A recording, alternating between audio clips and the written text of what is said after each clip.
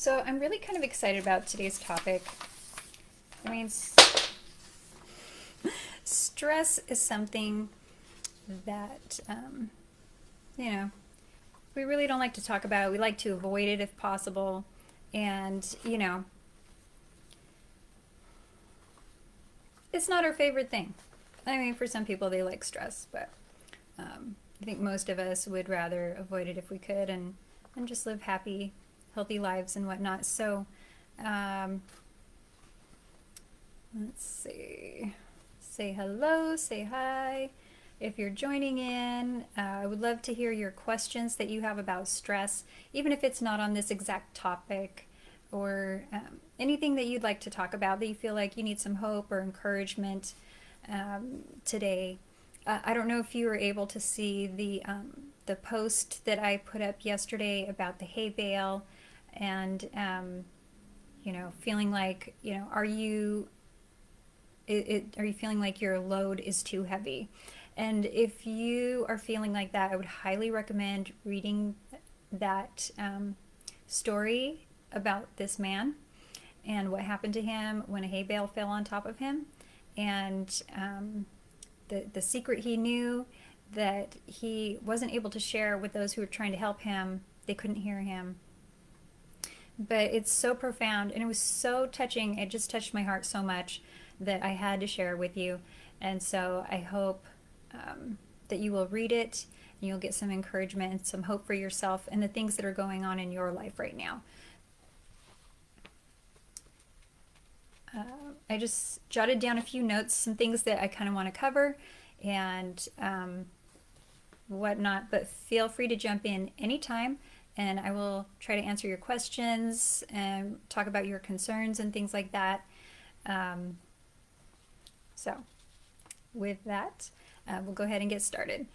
And so one of the things, a really great quote that I found by Helen Keller that I think is very applicable to pretty much any situation that you find yourself dealing with stress is, she said, avoiding danger is no safer in the long run than outright exposure.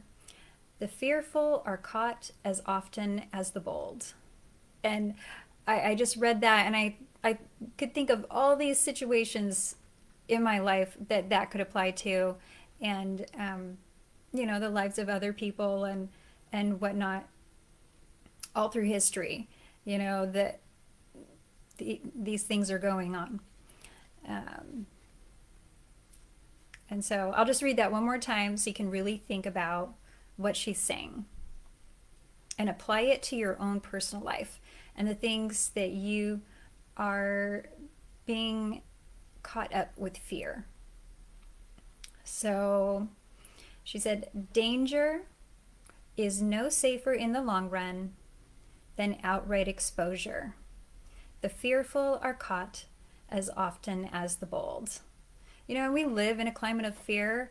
Everywhere you look, there are all these places that are using fear to sell you something. You've got the media and they're selling you stories using fear and whatnot, because it drives their ratings up. They've found that actually if they show a lot of episodes of,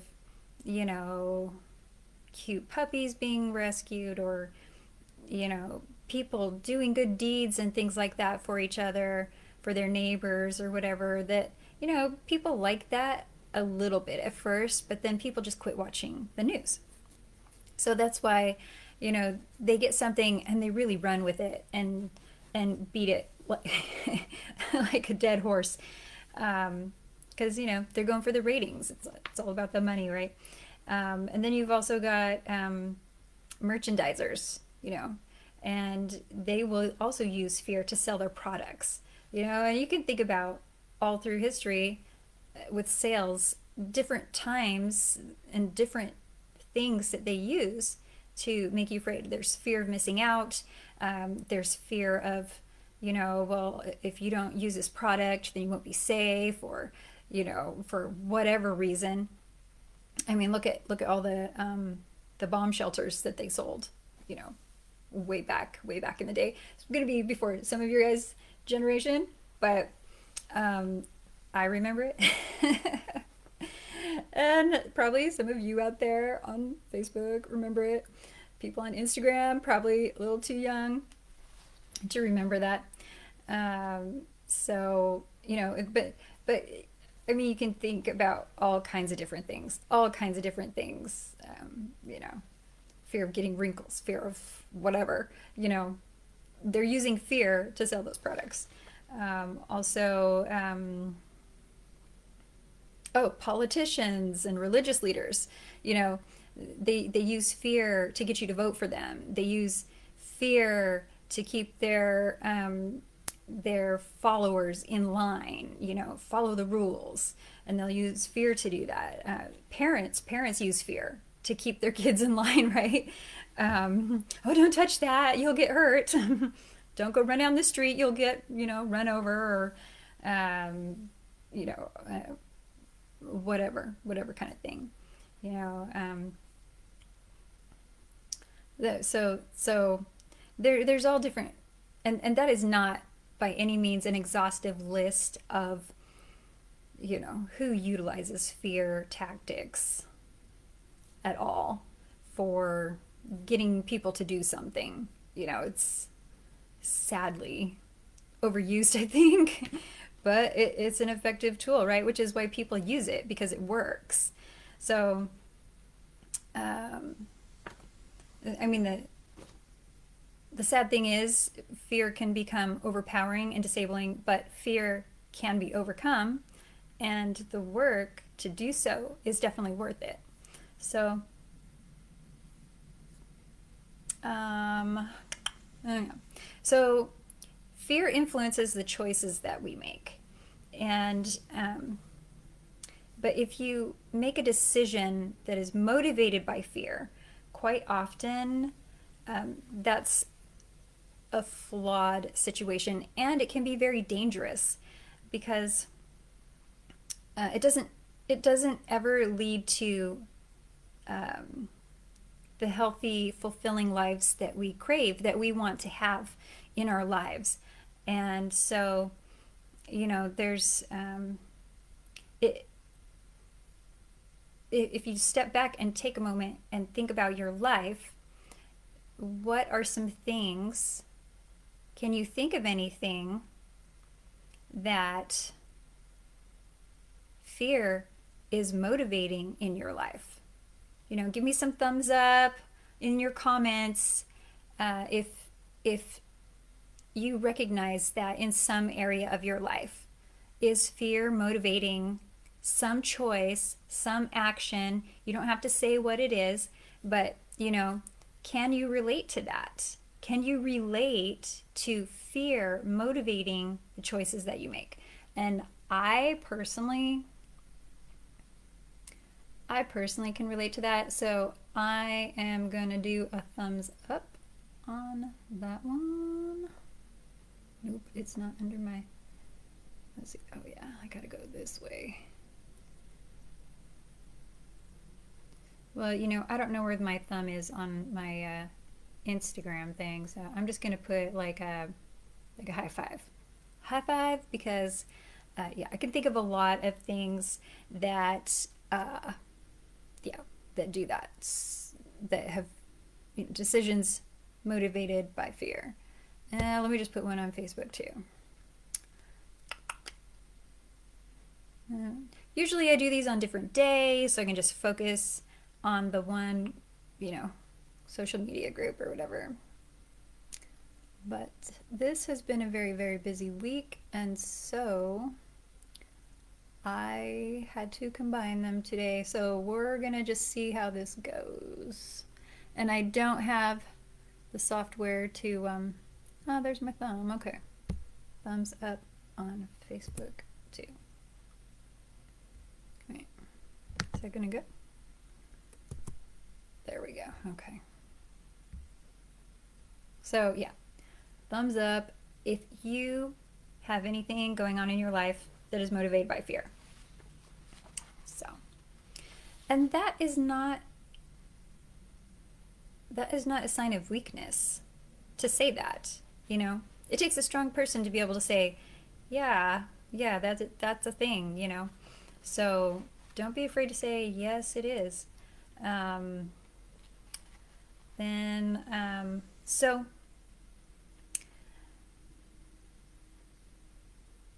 where did I get this from? I think I got this off of Psychology Today. They have a really great articles sometimes, and that I enjoy reading through. But some of the things that they were discussing, and I really think is true, is, and this is like how to recognize if fear is kind of taking over some things in your life. Are they, what it looks like. So the first one is that fear sees only the downside of things. What's the worst thing that could happen? And then that's what people see. That's what they look for. They don't even have to think about doing it. It just happens, Fear does not let us stop and think things through. It makes us react immediately, because we're so afraid in that situation that, oh, we got to hurry up and get out of here, or we need to hurry up and make a choice, or, something like that, and I'm sure as we're going through these, things are coming to your mind like, oh yeah, well, I did this or that happened, so I totally know what that is like. Also, fear tells us to avoid anything new or unknown. And I don't know if you guys have seen the movie Croods. The Croods, kind of like a little caveman movie. And, there's this family, in case you have not seen it, it's pretty funny. It's a little cartoon movie. It's about this caveman family, and they live in a cave. And, there's saber-toothed tigers and all kinds of strange beasts that want to eat them. And so he keeps his family safe. It's his job to protect his family. And so, they have very strict rules. And those rules have kept them alive for all the time that they've been a family, right? And so they pull this big old rock to cover the opening so nothing can eat them during the night, and they can sleep, and they're all together, and they're safe and sound. And then in the morning, he runs out, checks the area, makes sure everything's safe, and then he tells his family, okay, it's safe to come out, kind of thing. And then they go hunting together so that they're safe. They all watch out for each other. And then they go back. They eat in the cave, they live in the cave, they stay in the cave. It's the cave. The cave keeps us safe. The rules keep us safe. And that's the thing that he lives by, and that's how he keeps his family safe. And then one day, there is another human that comes along, and it's a young man, and the girl sneaks out at night, of course, right, and catches sight of this kid, and he's got fire, and so she's like, ooh, something new and fascinating, I'm so intrigued. And she goes exploring, and then on her way back, she almost gets eaten by, some monstrous beast. And, so her father's freaking out, and they're fighting because, she's kind of a wild child. She wants to go and explore and experience new things and go beyond the borders that her father has given her and whatnot. So anyways, it's this whole cute movie, and it just made me think about, avoiding anything new and unknown. And that's one of his rules, is nothing new because it'll kill you, and nothing unknown because it will kill you. And he gives them all these examples, and he tells bedtime stories about the rules and how new things will kill you, and things that you don't understand or know about will kill you. Well, the whole movie ends up being about how there's this big earthquake, and their cave is destroyed and buried, and they can't stay there anymore. So they're kind of forced to have to go with this young man that their daughter just met. And then they have all kinds of new scary experiences, but they grow and they become stronger and start to live fulfilling, happy lives because of the new unknown things that they're not being afraid to experience. And eventually the father becomes more brave and more, secure in not living by these very restricting rules that he's been forcing them all to live under for so long. And so, yeah, that was just something that I thought about with that cute movie. So I wanted to share that with you today. Let's see what else. Yeah, so it's all about our comfort zone, right? Even though it was so restrictive, the rest of the family was comfortable with the pain of living in that little cave because it was something that they knew. And,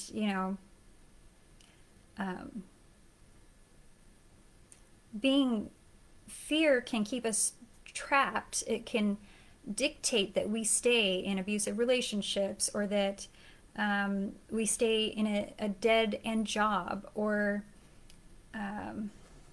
whatever the situation is. No matter how painful it is, because it's familiar. I was just talking to someone about this today. Sometimes we stay where it's painful only because it's familiar. And that's not necessarily a good thing. It can be scary to go and do something that doesn't seem safe. That's where amazing inventions have been created. That's where new scientific laws have been discovered, and new discoveries have been made from people going out of the comfort zone, out of the conventional rules of what should or shouldn't be done.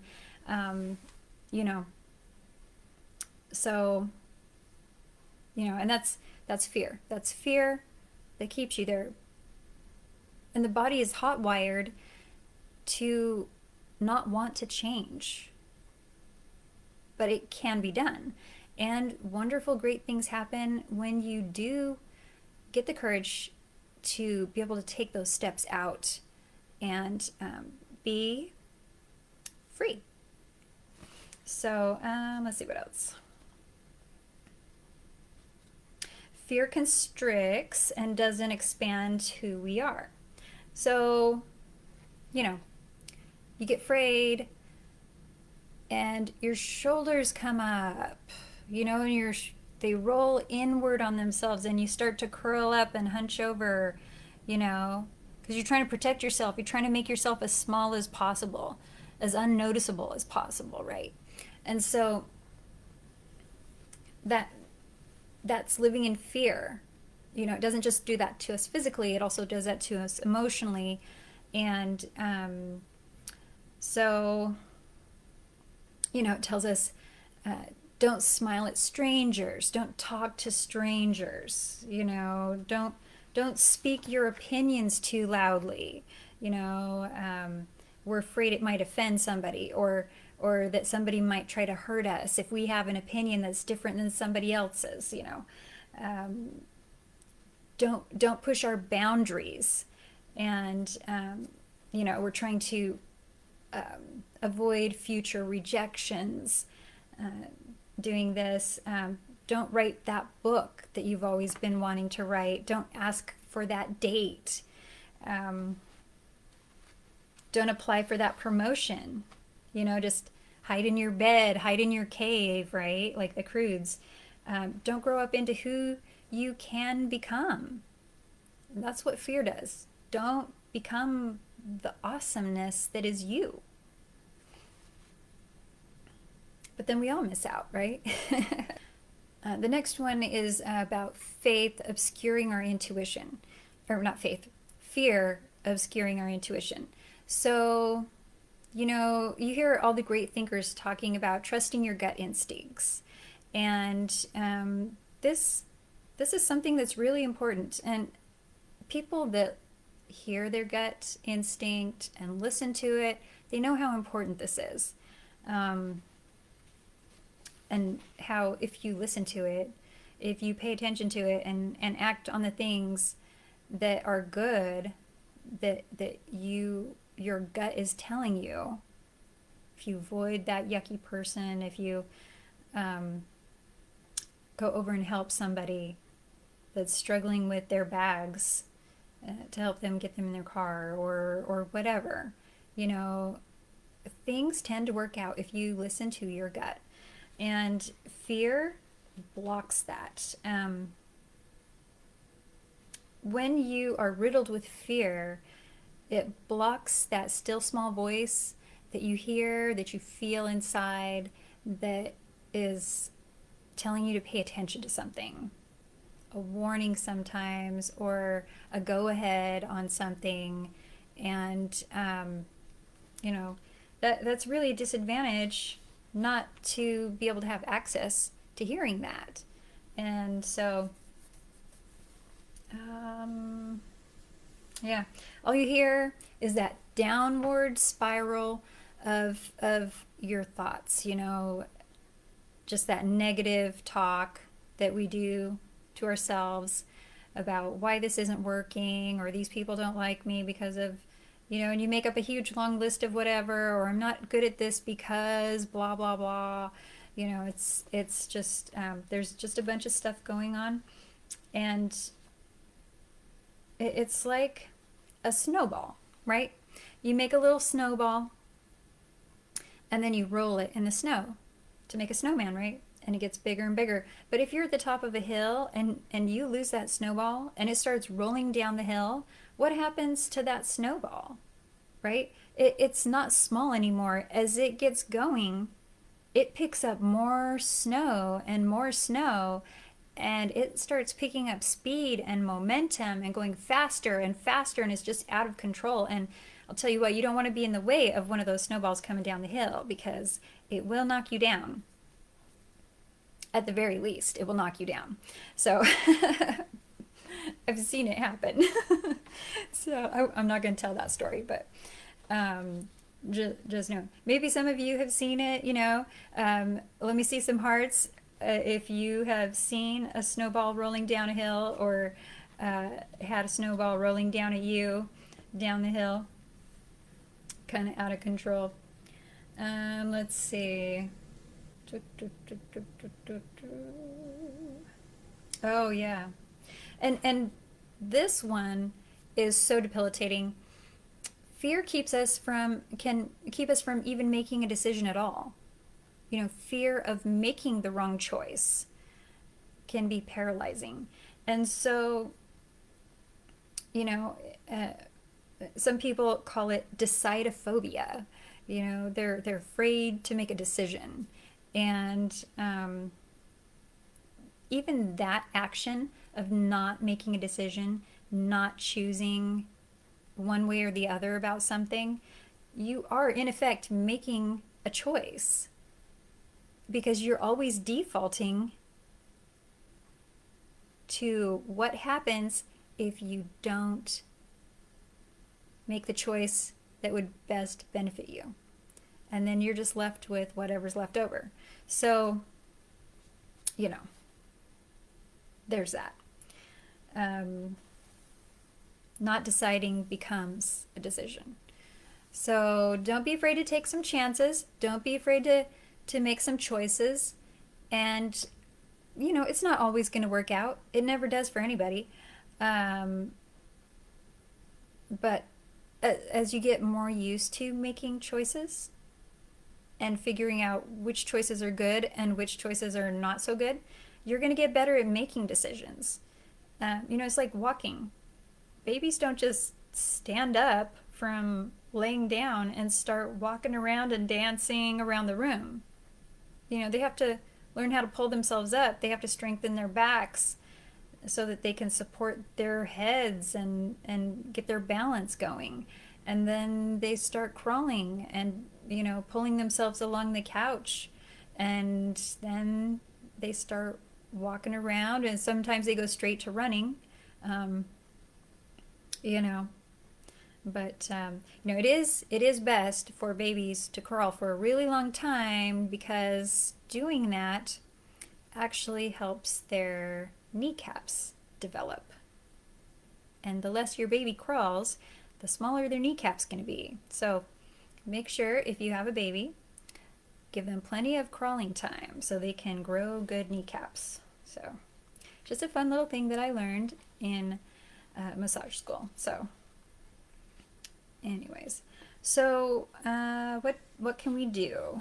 What can we do about these fearful things when they come into our lives? The first thing is recognizing, right? That's the first part of anything. You can't avoid danger if you can't recognize that a situation is dangerous, right? So first, start recognizing, and I'll do this for homework assignments with clients too. Sometimes I'll say, okay, not necessarily for fear, but maybe it's a certain repetitive movement that they're doing at work that maybe they don't realize that they're like leaning on their desk talking on the phone or something, blah blah blah blah blah, and that's messing up their back. Or they're just always carrying their purse on one side, or different things like that. And so I'll say, okay, this week pay attention to how you're moving, what you're doing with this specific thing, and see, and I'll give you guys all this homework assignment. So if you're watching this, you're one of my clients right now, and I'm giving you homework assignment. Pay attention to recognizing when your fear is coming up. What is triggering it? Giving yourself time and space to hear other people's voices, not fear's voice, in any decision. And so something that you can do to give yourself that space and time to make a better choice instead of that one like just reacting to fear instead of making an active choice, is to make up a pro and con list. What are the advantages if I do this? What are the disadvantages if I don't? Blah, blah, blah. And wait until you're in a better place before you make your decision. Wait till you're calmer. Wait till you feel more at peace. Wait till you feel like you're in a safe space before you do make any decisions. There's, in the neurolinguistics program, they call that better state a resourceful state, when you feel strong and capable and clear. And so I would just encourage you, if you're practicing this specific exercise, pay attention to when you're feeling frantic or when you're feeling calm and clear, and try and dedicate that to your that time for making decisions when you do feel calm and clear. And you've got your pros and cons list, and you're able to look at both issues and really make a good, peaceful, informed decision about it. If fear persists, if it's like a chronic thing, you really need to get help with that, to deal with that chronic fear and be able to help release it.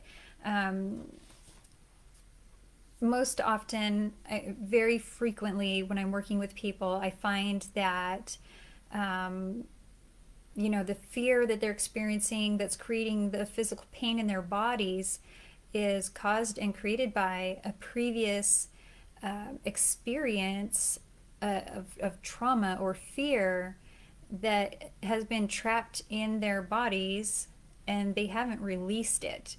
And so that's when you get the physical symptoms, because the body's trying to get your attention, saying, hey, this needs help.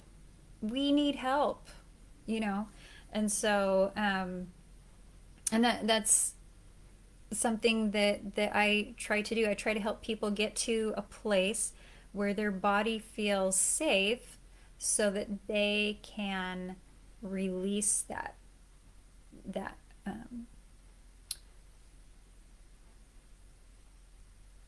fear from that experience.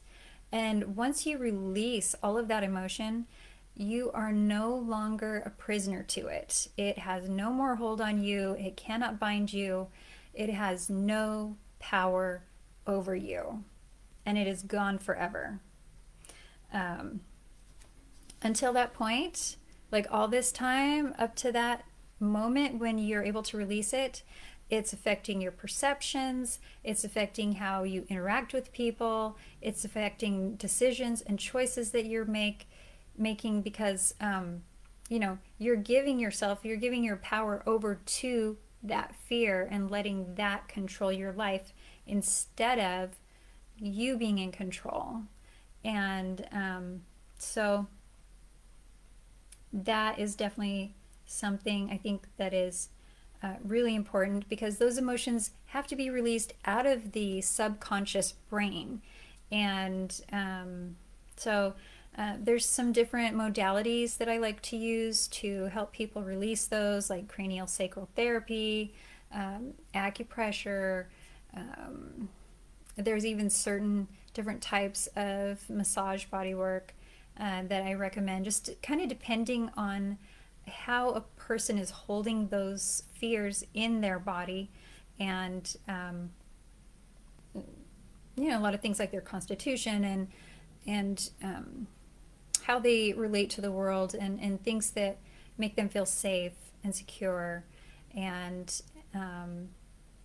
so I kind of individually tailor to each person I'm working with to find the way that will the most safely and comfortably be able to release the things that have been trapped in the tissues. And so let's see. Oh, yeah. So back in January of 2020, you'll find this very interesting, I think. I sure did. So the National Institute of Mental Health reported that any given year, 19% of U.S. adults suffer anxiety disorder, and 31% will deal with the disorder at least once in their life. So this was back in January, before everything started getting really haywire. And I'm sure that number probably is not completely accurate, because all they can go by are the cases that people report and go in and are tested and diagnosed as having anxiety disorder. So the numbers are probably higher than 19% and 31%. And now, with everything else going on, I'm sure those numbers have got to have gone up even more. I mean, these were from back in January of 2020, so that they were reporting this. They were also saying that when we're anxious, we get trapped in false or limited ways of thinking. I mean, can you think of anything going on right now that is limiting people's thinking and making them feel trapped in these types of things? I mean, I definitely can. And then it creates a negative spiral, and it just goes down and down and down on itself. And it's a vicious cycle, and it's very hard to reverse something like that by yourself. Takes over our lives, convincing us of impending doom, making our helplessness worse, things like that. So even before all this stuff started happening, did you ever find yourself negative talking to yourself? Like, you would never talk to somebody else that way, but the things that we say to ourselves, oh my gosh, like if our mom heard us talking to anybody like that, she would sit us on a stool in the corner. Depending on which generation you were from, maybe you got your behind whipped. You might even get a bar of soap in your mouth, right? Because of all the bad, naughty things you were saying to yourself. That, who does that benefit? It doesn't benefit us. It just makes us feel worse about ourselves, right? So why do we do it? Why do we do it to ourselves? I don't know. Bad habits, we learn them from other people. I don't know. Somehow we have to pick it up. But then the brain, it's hardwired to create grooves and tracks, so that the electricity in the brain sending the signals can move quicker and send signals quicker. And so, you know, if you got a track for negative talk and it's a deep groove in that brain, you know, the brain can be remolded and you can make a new track. And it's going to take a lot of work because it's so much easier to just go in the deep rut, right? Like here in Arizona, it gets hot in the summertime, it gets so hot in the summertime. And the roads literally melt. You're driving on a somewhat liquid roadway, right? And I remember the first time I moved here, and it was so hot in the summer, and I saw some cars. I was going across a crosswalk, and I just wanted to die. It was so hot. I was just like, oh, please run me over. It's so hot. And and then the light changed, and the cars started driving, and I literally saw the pavement go, and it pulled up and it moved as the car took off. And I thought, oh man, I wouldn't have believed if I hadn't seen it. That is so hot. But the roads, they get these dips in them where the cars are running with their tires all the time. And, you know, where there's a lot of traffic, the roads are really grooved from the tires driving and moving the asphalt as they're driving on them. And so it's like our brain, you know, they get those ruts in them, and they're, you know, it's very hard to get your car out of that rut. And, you know, if you got to turn and get in another lane, you know, it's going to be a bit of like a circus ride, a carnival ride, trying to get in the other lane sometimes.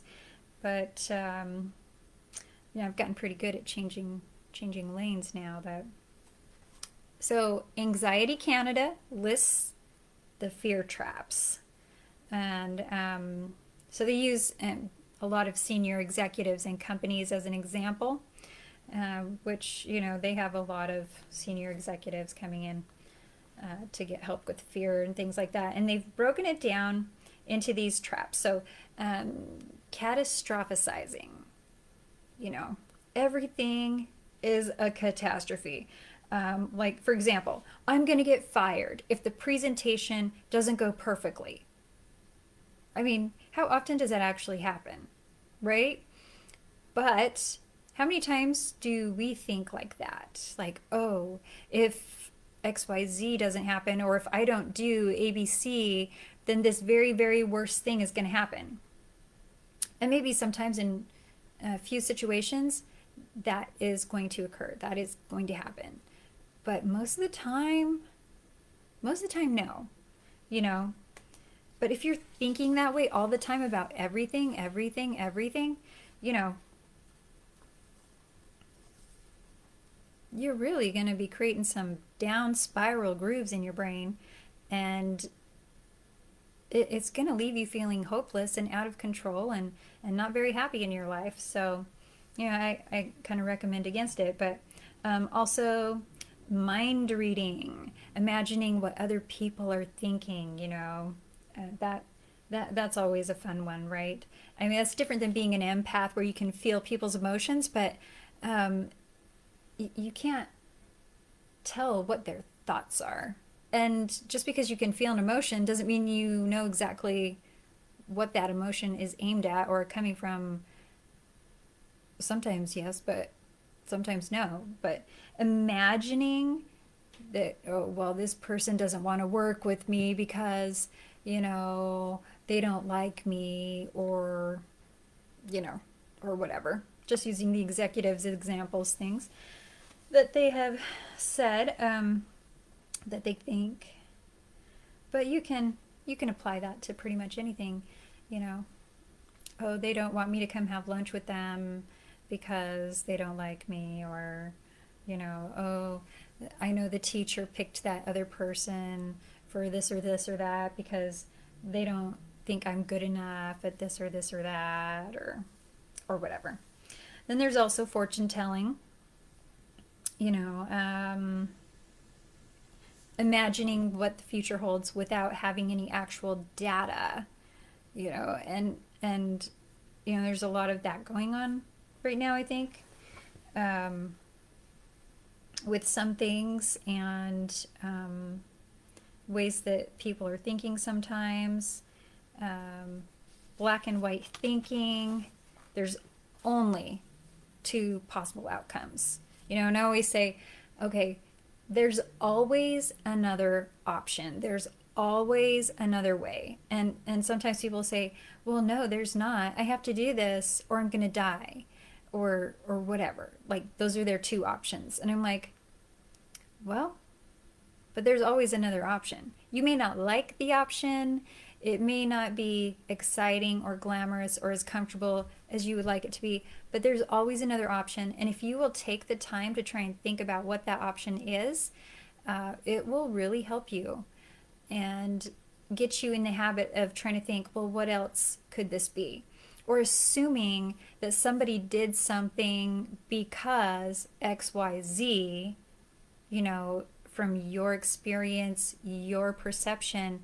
But you have to remember that other person didn't live your life. They don't have your experiences. They don't have your thoughts or your ideas. They could be completely the opposite of you. And so the reasons why they do things or what they're doing could be for completely different reasons and have completely different meanings that if you understood, instead of that being offensive to you, maybe that was actually a very flattering thing, a very kind thing that person did. But you just didn't see it because you were stuck in that black and white thinking. So let's see, black and white thinking.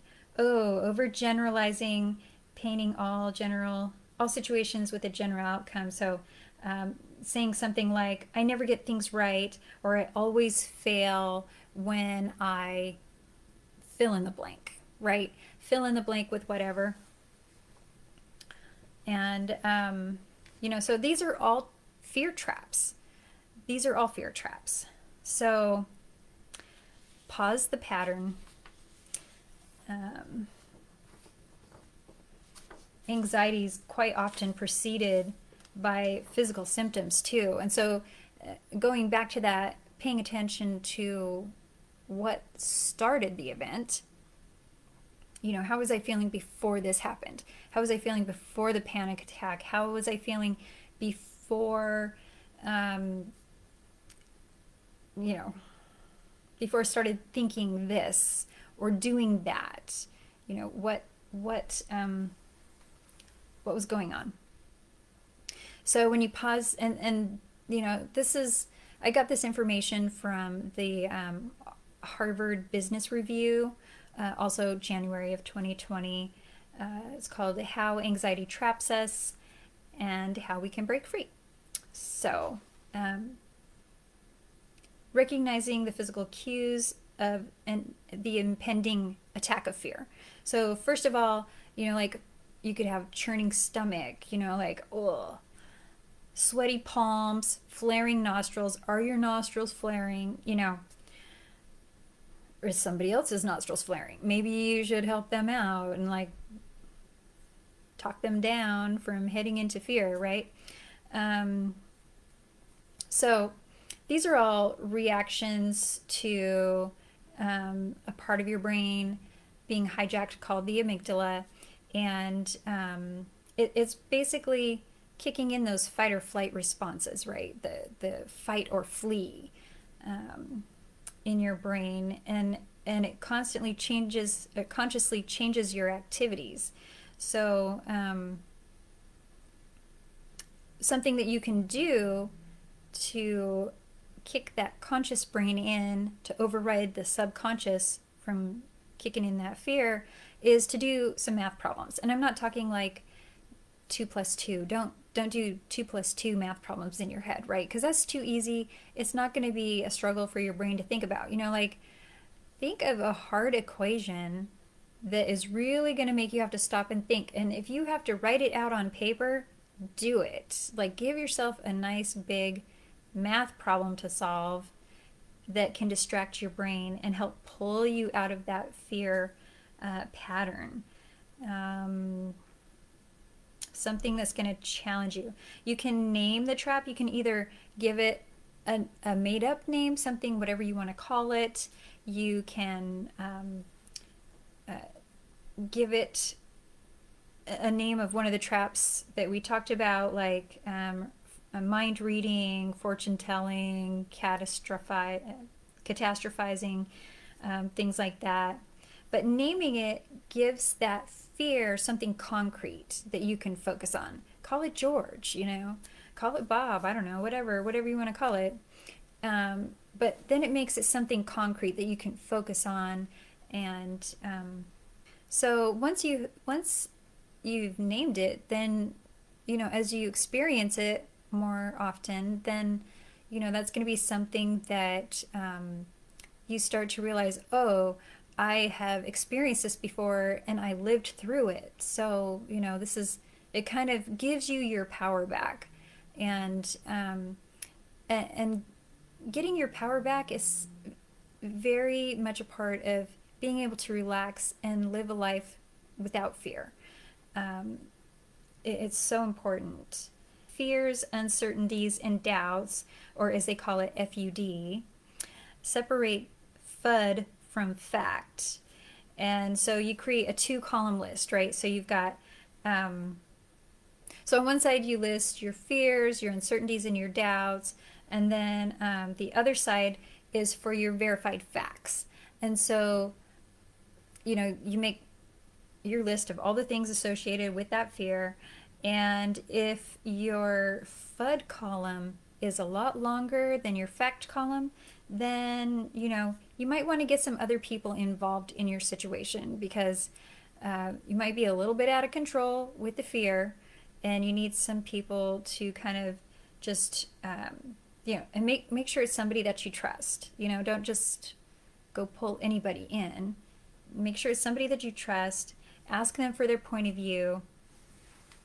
And they might be able to give you some realistic facts that can offset your fears that maybe you weren't able to consider or think about because you were in such a state of just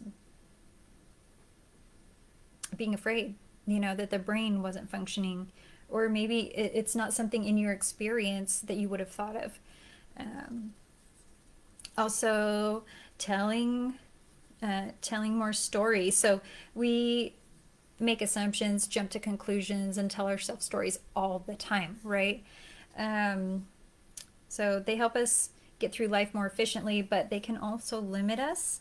And when we're anxious, we not only believe our own stories, but we believe the most negative and the most extreme versions of those stories. So taking a second and asking ourselves, what else could it be? What else could it be? And, it kind of goes back to that whole, oh, she doesn't like me. She's frowning in my general direction or whatever. So she doesn't like me. Well, what else could it be? Maybe she's tired. Maybe she's not angry. Maybe she's just tired. Maybe she's had a lot going on all week and she's just tired and she's not even actually looking at you. She's just spacing out. Well, what else could it be? Maybe she just got some bad news about somebody in her family or a friend or something, and she's struggling to, just be in public and wishing that she was home. Does it have anything to do with you? No, it doesn't. And most of the time, when people are upset or upset us, it has nothing to do with us. It has everything to do with them. Most people, most of the time, are thinking about what's going on with themselves and thinking about themselves. They're not thinking about you. They're not thinking about how you feel. They're not thinking about what your perceptions are. And if you take a second and step back and think about that, when something happens and you're feeling triggered, what else could it be? And then it'll allow you to kind of step back, go, okay, well, maybe it's not about me at all. What else could it be? And depending on the situation, you can probably think of at least 5 different things, right? Try to do 5 or 4. How about 4? 4 things That'll be another homework assignment. Do 4 things. What else could it be? And I'm sure you're going to find somebody going to the grocery store, somebody at your house, somebody driving on the street that you see. You're going to have a situation come up. You know you will. And you're going to be able to put these things into practice. What else could it be? Right?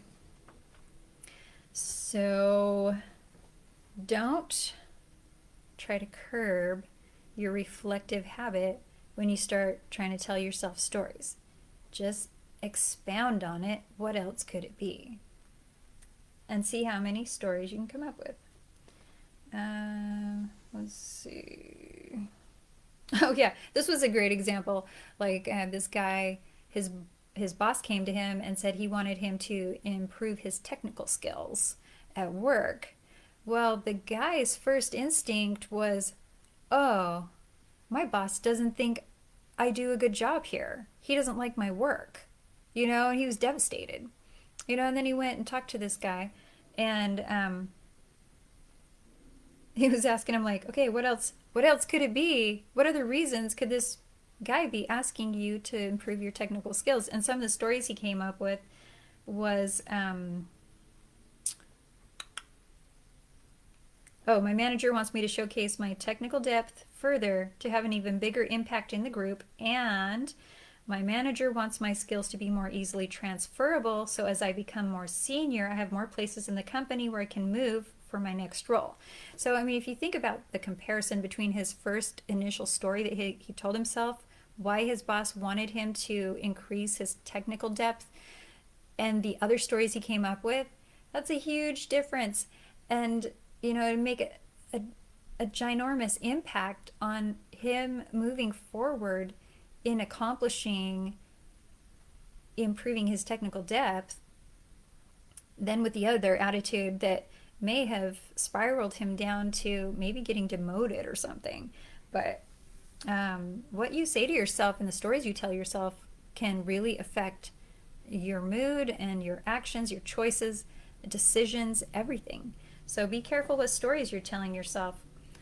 Also, walk your talk, right? So do people ever ask you for advice? Do they ever come to you and say, oh, what should I do? I don't know what to do. I have this going on and I just don't know what to do. And then you tell them something and they're like, oh my gosh, you're a genius. Yes, that's wonderful advice. And then, but when it comes to ourselves and we're stuck in a situation where we're like, oh, I don't know what to do. I don't know what to do. And then we just start thinking terrible things, And so, something you can try is like telling yourself, hey, what would I tell somebody else in this situation? If they were feeling stressed out, what would I tell them? And then apply that to yourself. So, and you can write these tactics down too. You can write them down, keep a little slip of paper with you when you know you're going to be going into a stressful situation, and then you can just like step back and look at them. Have a list of people that you can go to for help. Keep your massage therapist on speed dial or whatever.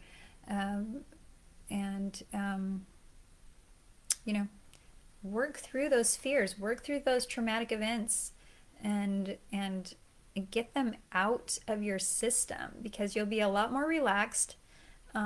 You will feel better.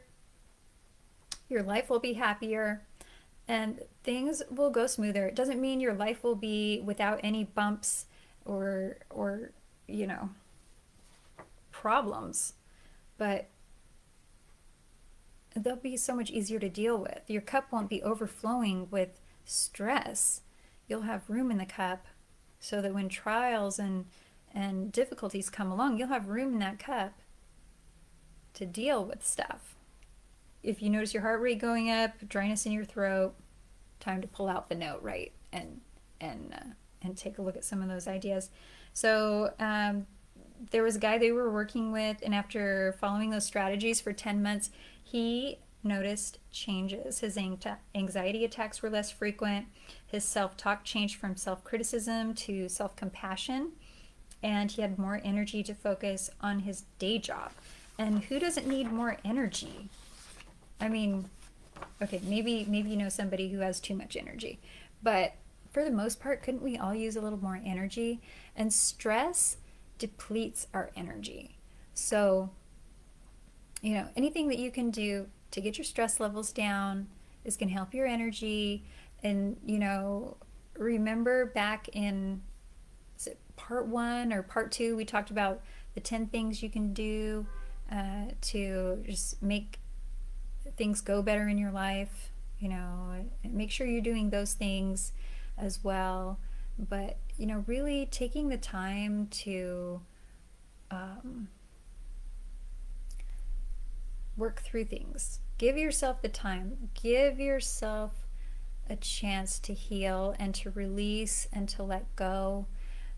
Because otherwise, that's how fear gets a hold of you. Fear gets a hold of you when you avoid dealing with the situation, when you avoid releasing and clearing out those experiences, those fearful experiences that you've gone through. And, you know, the thing that I've found, there's this little visualization exercise that I walk clients through sometimes when we're working on different things, depending what their goals are. But, you know, it's like you get to this point where it's so scary, you don't want to continue. And it's like you're almost there. You're almost there. Just keep going a little bit further. You're like climbing this mountain, and you're just 2 inches from the top when you want to quit and run away because it's so terrifying. And that's why you've avoided it, because when you experienced it, it was too much. It was too scary. It was too profound to deal with it. And that's why it's been sitting there all this time. But if you can just go those 2 more inches to the top of the mountain and take 1 more step, then when you turn around and you look at that big scary mountain you climbed, it's like this tiny little molehill. You know, it's just this little bump in the road, and you think, what was I so worried about? What was I so afraid of? You know, because you had the courage to overcome it. You didn't know how brave you were. You didn't know how strong you were, but you are. You really are. And you can really do this. So don't be afraid. Don't be afraid. Just, you know, get help from the people that you need. Utilize these steps to eliminate fear so it doesn't get a hold of you, and so it doesn't have power and control over you. Make conscious choices, make conscious decisions, and you can only do that if you get rid of the fear. If you liked this video, if it helped you at all, if it benefited you, please like it, share it. Invite your friends to join next week if you feel like talking about stress is something that would benefit them. And yeah, so that is our time today. And so I just wish you a happy healing this week as you work on your homework assignments, and we will meet again next week and answer any questions that you have, and try and hopefully leave you with a little bit of hope and encouragement and a few more skills to be able to cope with the stressors that are going on in your life, daily life, and be able to help those around you as well. So thanks so much, and we'll see you next week.